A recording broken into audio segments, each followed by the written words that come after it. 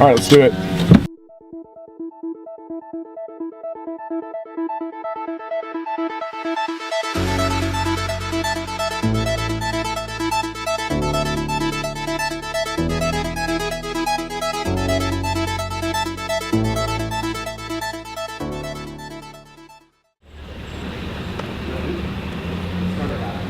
Stephen graduated from Washington University in St. Louis and came to Austin knowing one person, and through a little bit of networking, he found me, and I hired him.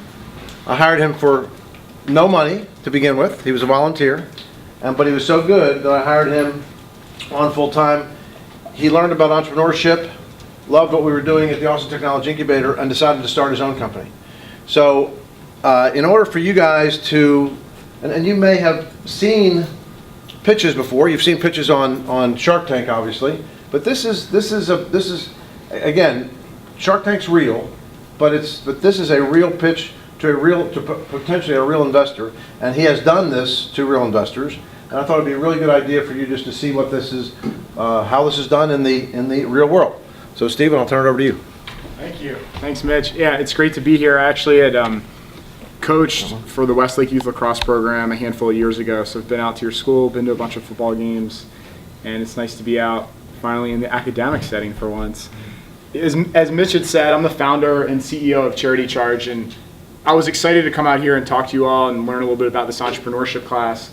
I think part of, as I was going through and piecing back together my pitch deck and how I would present it, there were some things that stuck out for me, and I think as Mitch alluded to a little bit about Shark Tank and just kind of the state of entrepreneurship, a lot of things are sensationalized.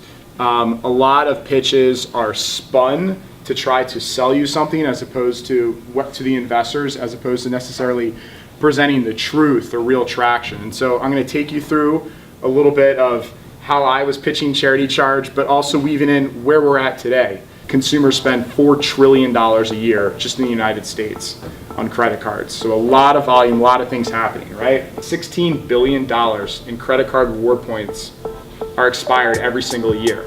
Let's create an easy way for people to give back and make a difference. Something that I don't ever want to shy away from in this industry, and it's really important, as you're presenting your businesses, is to recognize that there is a market out there.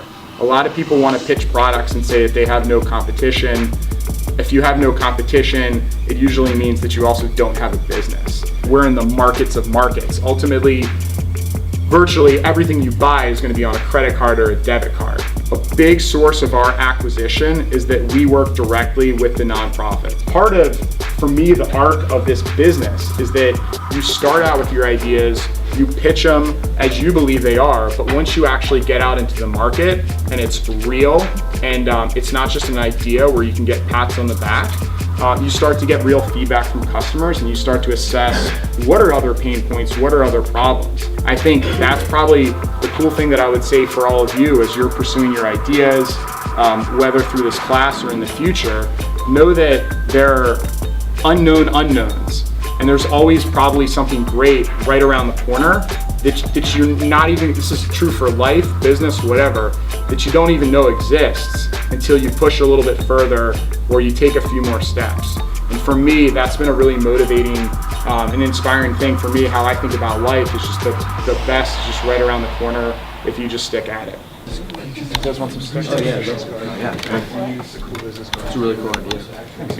So make sure you. All right, so what you think? What I think? I thought that was awesome. It was cool to be back in there. At first, it was kind of surreal. I don't think I've been in a high school environment like that in a long time. So it was funny walking through and all the bells buzzing for the class periods and everything. And it was nice to actually interact with the students after it, because I think during it, I wasn't sure how much they were digging the pitch and all, but then I got to kind of think that it's also first period on a Wednesday morning at 8:30 a.m. so I can understand that they'd be a little tired, and not as energetic. But afterwards, chatting with them about it was really cool. They all dug the idea, and we're all about Charity Charge. So it's cool to get positive feedback like that. So I'm glad we came.